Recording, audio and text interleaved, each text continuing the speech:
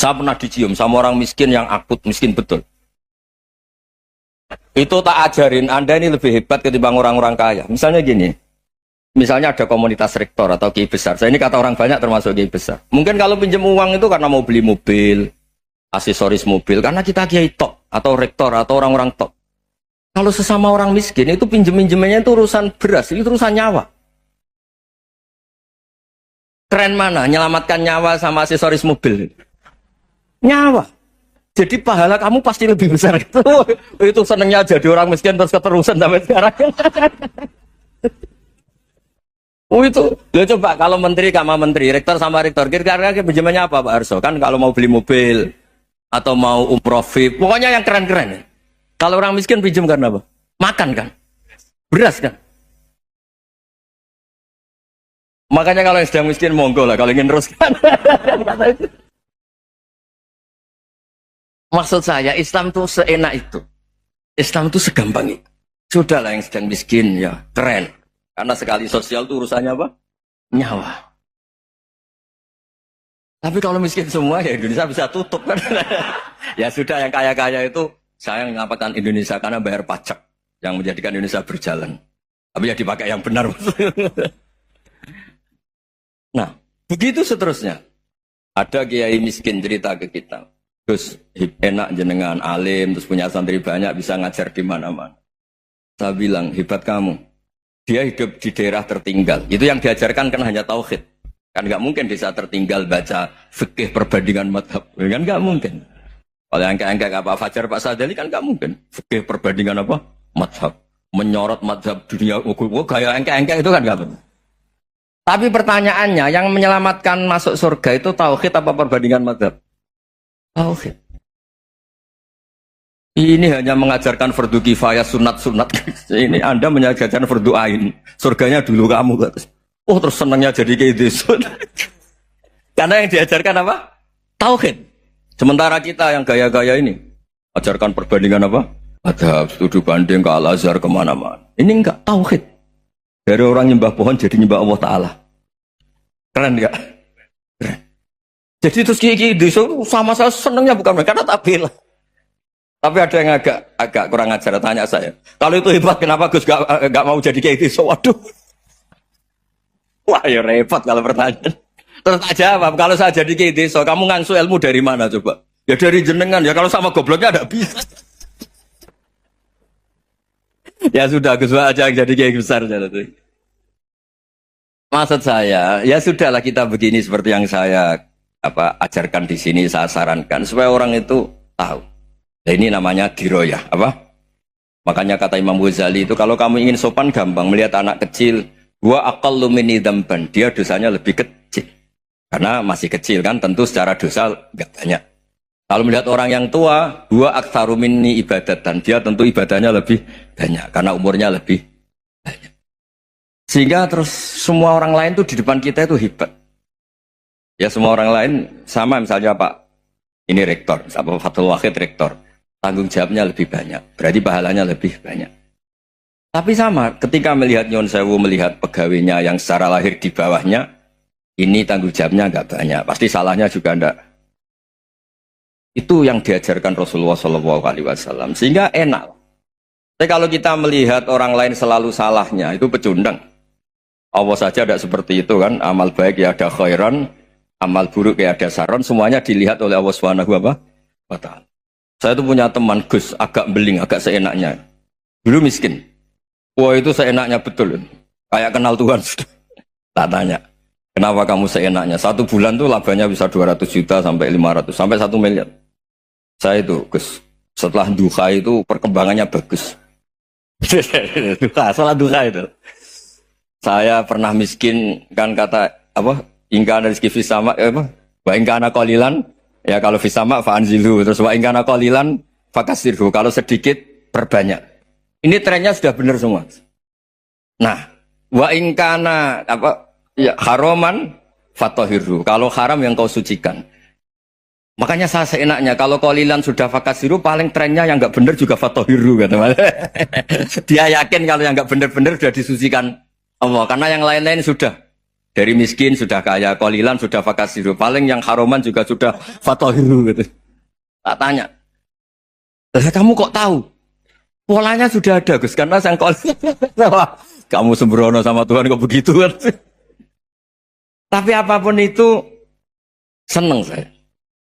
Seneng saya sering salah teh, makanya saya mohon yang sekarang miskin sedang miskin itu ya ndak usah nyesal banget-banget. Kalau ingin kaya monggo lah, namanya orang juga ingin. Tapi Anda harus bangga. Sosial antar kalian adalah urusan nyawa dan itu pahalanya luar biasa. Supaya kita, nah yang kaya-kaya juga boleh GR lah, karena pembayar pajak. Dan itu bisa menyelamatkan apa? Indonesia Raya. Begitu seterusnya. Itu yang diajarkan Nabi, antawadhu hatta la yabghiya ahadun ala ahadin. Kamu semua harus tawadhu sehingga antar kalian tidak saling tidak sopan, tidak saling liar, tidak saling mendolimi. Termasuk tadi sikap gak jelas tadi. Orang dolim yang sekarang dolim bisa saja tobat. Yang sekarang soleh bisa saja nanti. Semuanya itu mungkin. Kita diajari ya muqallibal qulub tsabbit qalbi ala dini. Jadi keliru kalau kita dalam banyak harus tegas, gak mesti. Al halalu bayyinun wal haramu bayyinun. Tapi ada wa bainahuma umurun mustabihat. Ada yang wilayahnya itu abu-abu. Misalnya ada perempuan cantik misalnya, contoh paling gampang. Kalau kamu ajari secara serius kamu bisa saja tergoda jadi fitnah.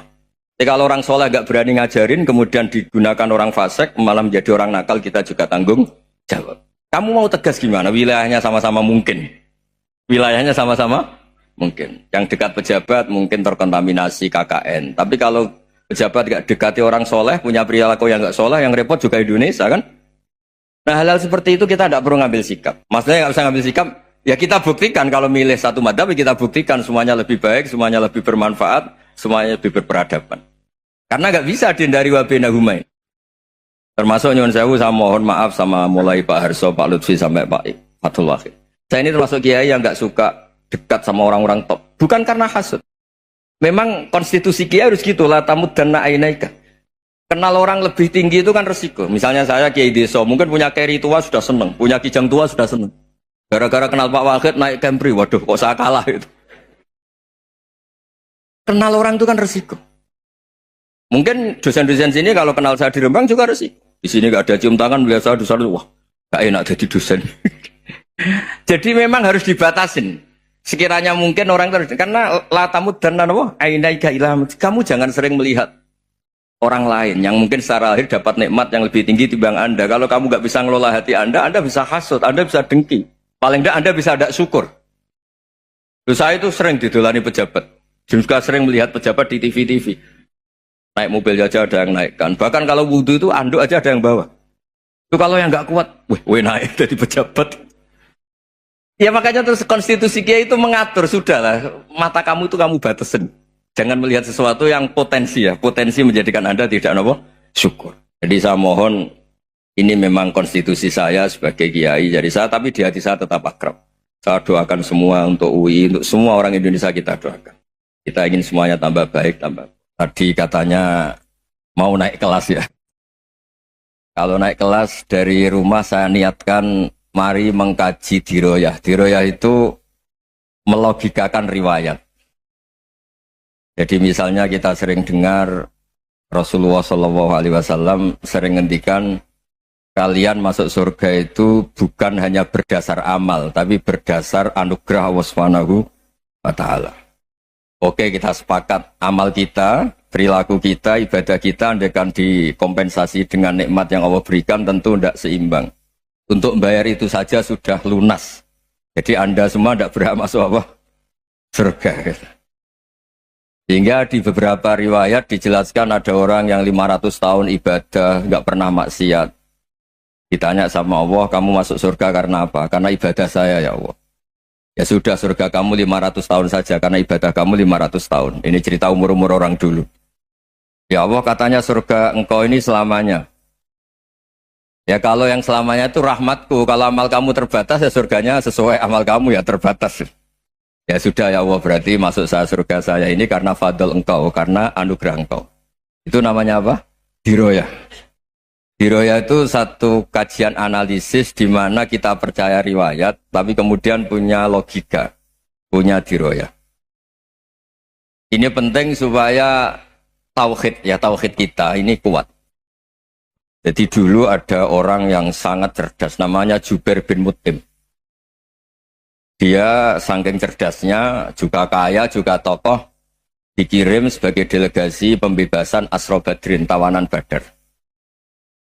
Kemudian pas datang ke Masjid Nabawi, Nabi delalah pas baca Wattur wa kitabim mastur. Sampai pada titik Nabi baca Am khuliqu min ghairi syai'in am humul khaliqun. Apakah penciptaan yang sedemikian canggih itu dimulai tanpa perwujudan, tanpa sesuatu yang real, yang maujud?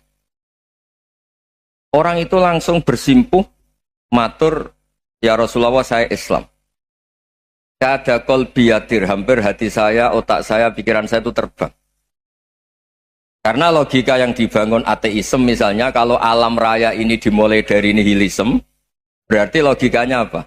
Al-adamu yakhluqu maujudan. Alam raya ini kan maujud, maujud itu ada.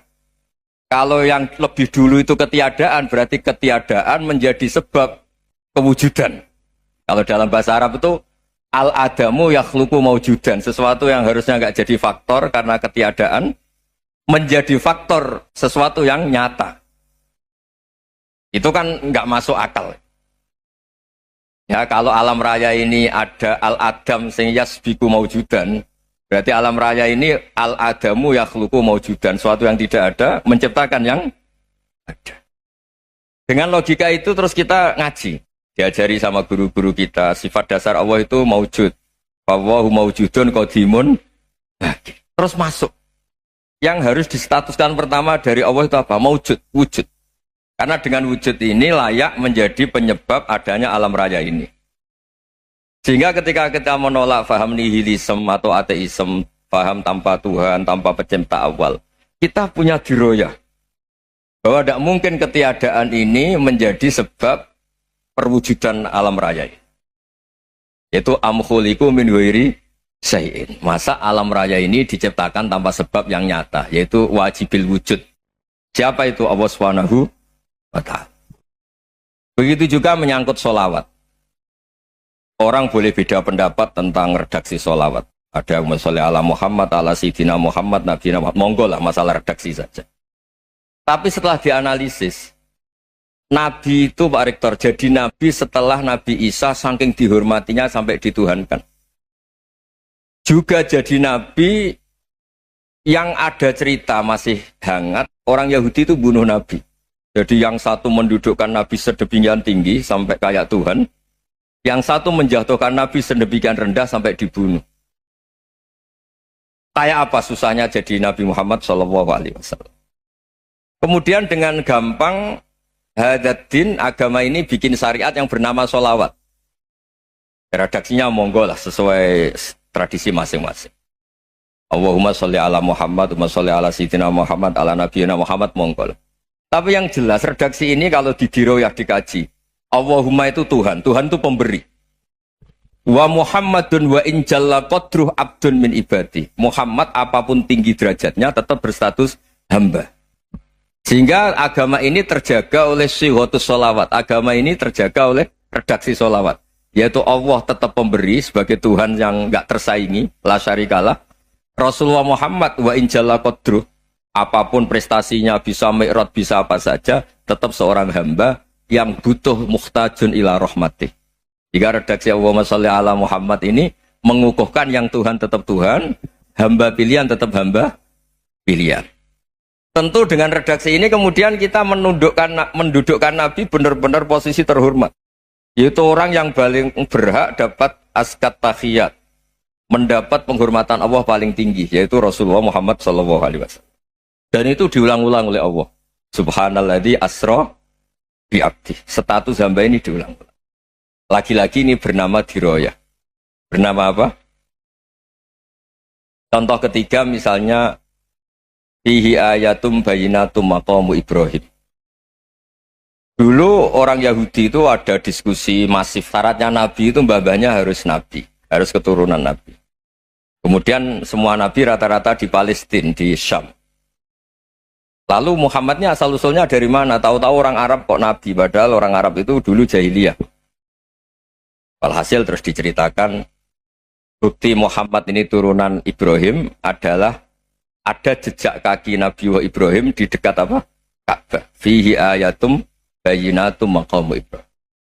Kalau Nabi Ibrahim pernah di Mekah, artinya beliau pernah meninggalkan turunan yang di Mekah. Itu bernama Nabiuna Muhammadun sallallahu alaihi wasallam. Itu disebut fihi ayatum bayyinatum maqamu Ibrahim.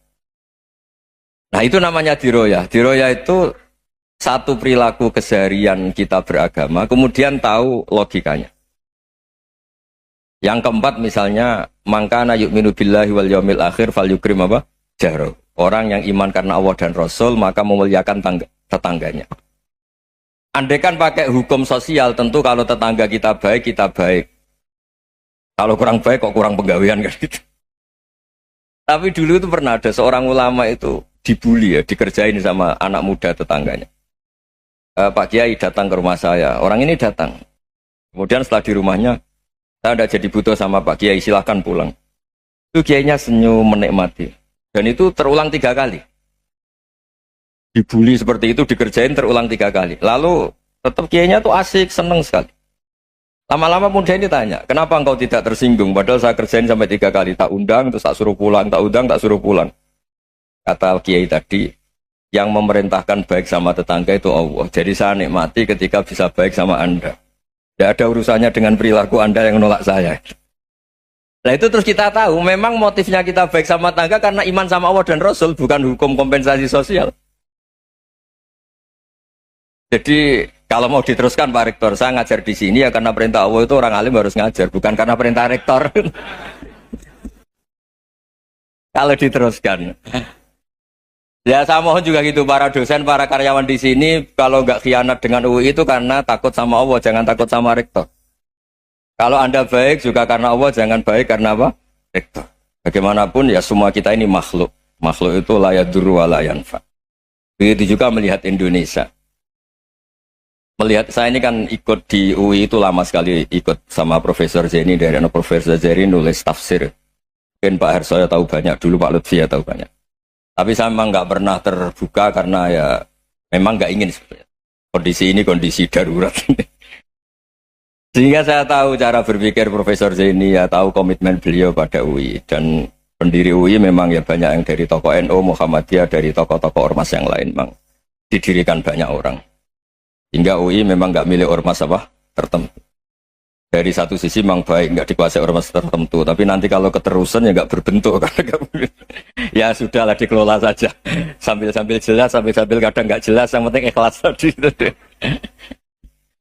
Karena kalau terlalu asobia itu jadi repot.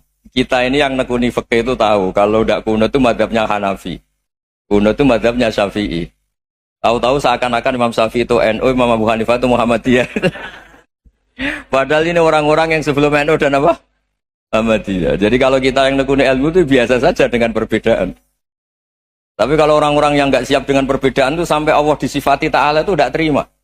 Padahal Ta'ala itu maknanya Maha Luhur, yang Maha Agung.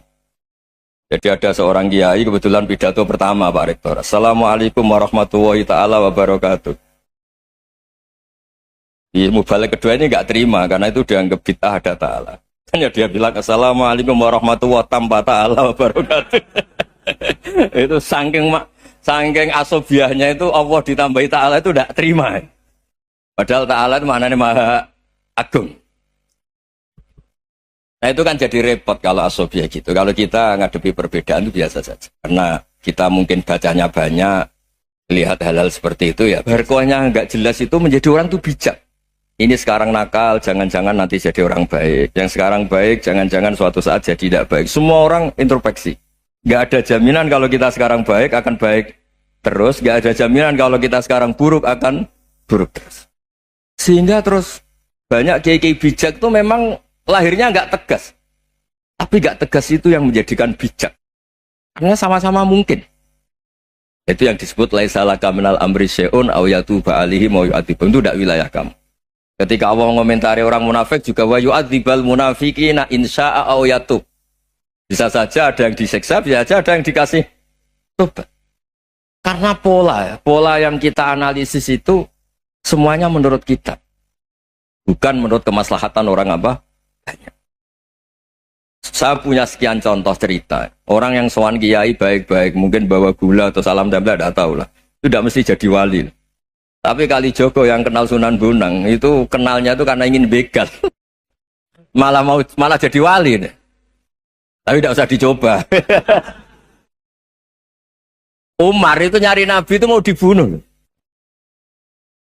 Tapi malah tobat jadi orang baik. Jadi ini penting ngaji ya, supaya tidak tegas itu, tidak jelas itu kadang baik. Nah termasuk saya juga termasuk dia yang milih tidak jelas. Saya sering gojlok ini, Fajar Hadili ini murid-murid saya sering saya gojlok.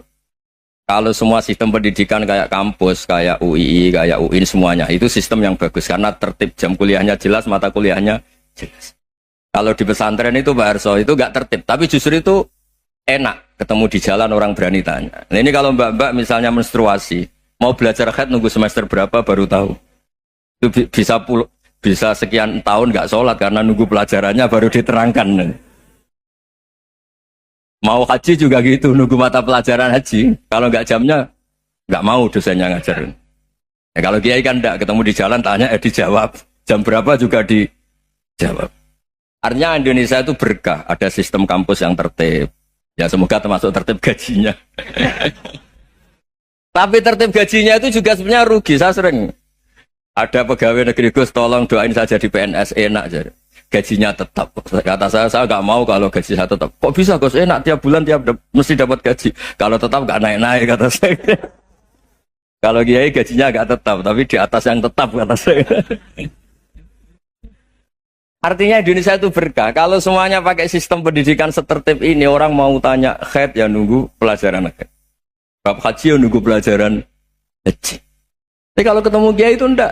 Ya pokoknya saya pernah di pasar, Gus mau tanya apa? Anak saya keluar darah terus gini-gini. Padahal biasanya haid hanya 7 hari gini-gini.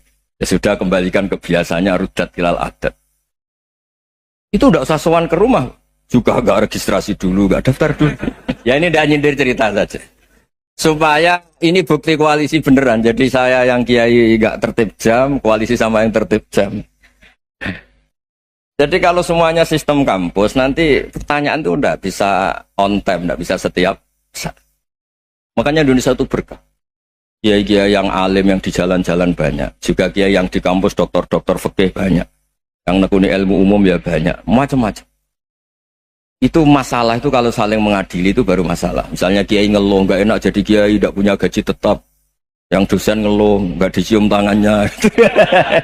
Karena memang unik Indonesia itu. Kalau guru fikih kok dosen itu tetap nggak dicium tangannya. Karena pikirannya anak-anak itu wong sudah bayar disuruh nyium.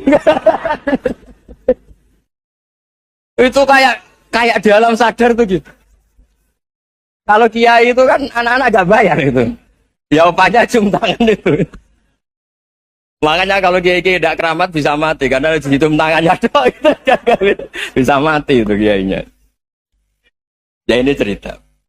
Supaya saling menghormati. Saling. Nah dulu itu perbedaan itu urusan sudut pandang. Ya saya ulang lagi, perbedaan itu sudut. Allah yang Tuhan saja sering didebat sama nabi-nabinya. Karena urusan sudut pandang apa?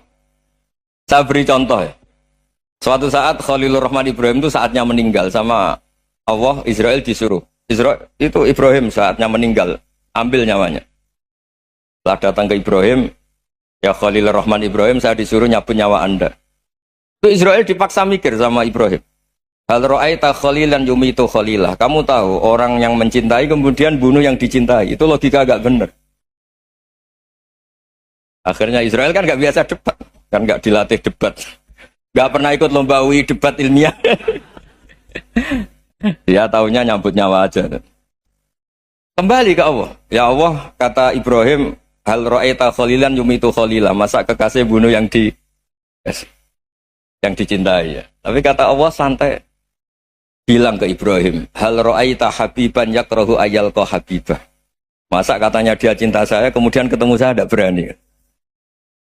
Israel mater lagi. Logikanya gini Ibrahim, masa yang dicintai sama yang ketemu yang dicintai nggak berani?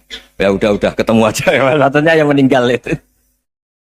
Artinya kamu bisa saja GR tidak mati-mati karena merasa dicintai. atau ingin mati karena mencintai. Nah, maksud saya hal-hal seperti ini orang UI pasti gak jelas. Katanya cinta Allah suruh mati ya nggak mau. Gak jelas kan? Dibilang gak cinta juga gak mau. Tapi dibilang cinta kalau ukurannya mati juga gak mau. Nah, tapi dalam banyak hal gak jelas itu penting, Pak Rektor. Penting sekali. Buatan guyon. Saya beri contoh sekian ilmiah, gak jelas itu penting. Rasulullah Shallallahu Alaihi Wasallam itu dalam banyak hal itu disuruh Allah, memang disuruh supaya ngambil sikap seperti itu. Karena Allah itu punya otoritas penuh untuk bikin orang itu baik atau tidak baik. Wahsy itu yang membunuh Sayyid Hamzah, orang paling dicintai Nabi, di antara yang dicintai Nabi. Qatalahu Wahsyun, dibunuh oleh Wahsy. Nabi secara basarnya itu nggak suka sama Wahsy. Sampai cara lahir ya ingin corong Jawa ingin masuk nol. Tapi apa kata Allah? Laisa laka minal amri syai'un aw yatuba alaihim aw yu'adziba. Itu tidak wilayah kamu Muhammad. Malah Wahsy dikasih tobat sama Allah. Khalid bin Walid. Itu perang Uhud kalah itu karena ide brilian Khalid bin Walid. Pas itu masih panglima kafir. Yaitu pura-pura kalah, ghanimah dilepas, sahabat turun, pasukannya naik, walhasil orang Islam kalah. Khalid bin Walid akhirnya juga masuk Islam. Orang yang secara basariah Nabi itu gak siap. Kebalikannya juga ada. Sa'labah itu orang sampai gelar hamamatul masjid. Ini pas ngaji mesti ingat. Salah. Dia di masjid terus. Setiap habis salam tuh lari. Karena istrinya Nyun Sewu masih berpakaian yang tidak pantas. Kenapa engkau terburu-buru pulang? Pakaian